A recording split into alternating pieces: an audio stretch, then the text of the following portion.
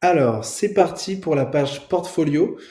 Donc, la page portfolio, c'est la page où vous allez montrer vos travaux, votre expérience, les missions que vous avez réalisées, mais aussi les témoignages, les avis des clients avec qui vous avez travaillé.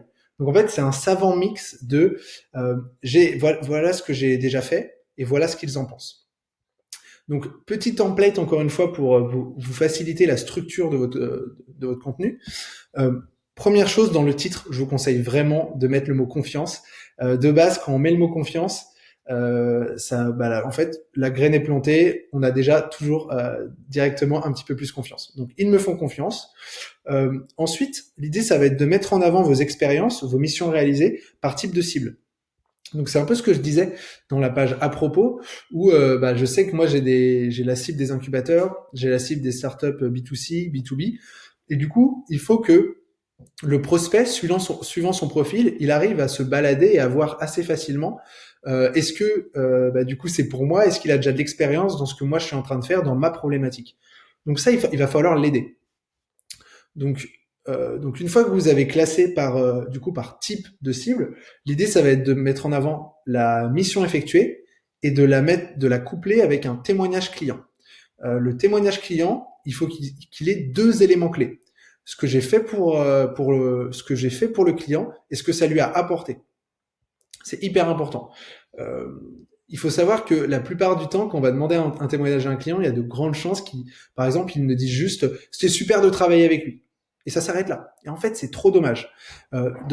Pour faire cet exercice du coup de site internet, je me suis permis d'envoyer un message aux startups avec lesquelles je bossais et je vais vous lire le SMS, la question que je leur ai demandé. Et dans tous les cas, je vais vous le mettre en bas parce que je pense que ça m'a vraiment permis d'obtenir des bons témoignages. Alors, salut Quentin. Est-ce que tu pourrais prendre 5 minutes pour me faire une recommandation sur LinkedIn dans laquelle tu expliques brièvement ce qu'on fait ensemble et ce que ça t'apporte? Et donc en fait là, je le mets bien en avant les deux piliers dont j'ai besoin. Ce que l'on fait ensemble et ce que ça t'apporte.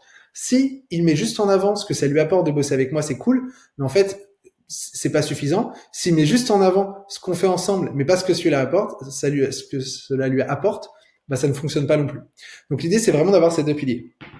Si on prend un exemple concret, donc là, je classe donc la cible par donc du growth. J'ai fait du growth pour des startups en B2B. La mission réalisée. Donc là, j'aurais pu structurer vraiment la mission que je réalise avec Emmanuel, mais je sais pas pourquoi. Je me suis dit ça pourrait être cool de tester un format un peu innovant.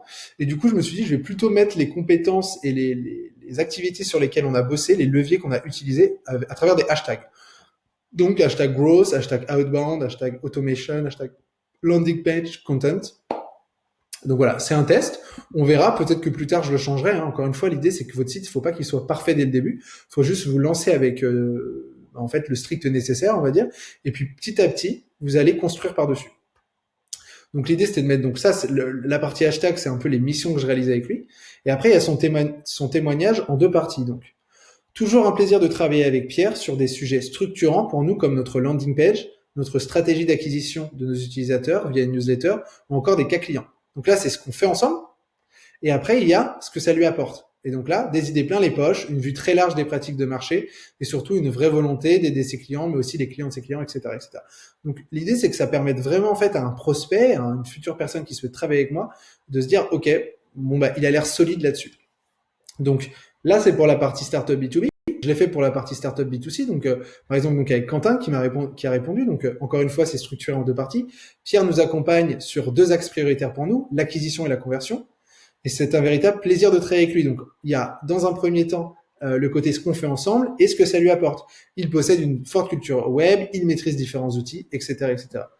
Donc voilà, on continue. Le CEO de Bing qui a fait la même chose. Donc à chaque fois, je mets différents mots-clés dans les hashtags, ce qui permet à la personne de voir à peu près sur quoi je bosse. Je pourrais plus tard aller un petit peu plus loin et faire un texte en disant voilà, la mission réalisée, c'est ça, ça, ça. Même pourquoi pas faire une étude de cas, mais je pense que dans un premier temps, ça suffit. Et l'idée, encore une fois, c'est de mettre son site en ligne, puis de construire par-dessus et d'itérer et de rajouter du contenu. Donc voilà. Et encore une fois qu'on a du coup mis des petits témoignages, etc., on n'oublie pas de ramener les personnes vers les services. Donc là, je voudrais une section qui serait prêt à faire décoller vos conversions avec un bouton, c'est parti, et je ramène la personne vers mes services. Puisque l'objectif, c'est que dès qu'elle se sent du coup à même d'aller plus loin, je veux lui faciliter la tâche et du coup de la ramener vers l'endroit où je vais pouvoir la convertir. Et du coup, ça va être vers mon bouton d'appel à l'action, soit réserver un call, soit postuler. Et du coup, je continue avec ma troisième cible qui est les incubateurs. Et là, je vais dire, j'ai accompagné les startups de ces incubateurs en growth marketing. Pouf, j'aligne tous les logos des incubateurs avec lesquels j'ai bossé et je mets du coup un témoignage de Swad qui est la CEO d'un des incubateurs. Donc ça permet encore une fois de construire du coup la preuve sociale, de vous donner du coup une vraie crédibilité dans votre domaine. Et vous pouvez même finir, si vous voulez, par une espèce de tableau de logos, donc de mettre plein de logos de toutes les entreprises avec lesquelles vous avez bossé, limite en gris, vous voyez, un peu en grisé, ce qui permet là de rajouter une couche en termes de crédibilité. Donc, si on reprend le template, on commence avec le mot confiance en haut.